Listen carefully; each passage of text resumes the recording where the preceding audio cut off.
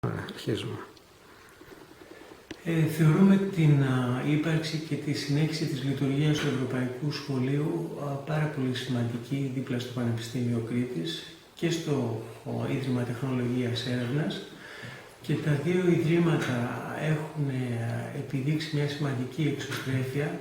Έρχονται πολλοί ερευνητές ξένοι και συχνά το να έρθουν είναι ελκυστικό να μπορούν τα παιδιά τους να πάνε σε ένα σχολείο όπου πραγματικά θα προσαρμοστούν, και επίσης και Έλληνες καθηγητές που είχαμε πάντα την παράδοση να προσελκύουμε, που έχουν τις οικογένειές τους στο εξωτερικό και τα παιδιά τους πρέπει να έρθουν σε κάποιο σχολείο που να μπορούν να μιλήσουν μια γλώσσα στην οποία έχουν εκπαιδευτεί, και κυρίως αυτή είναι τα αγγλικά.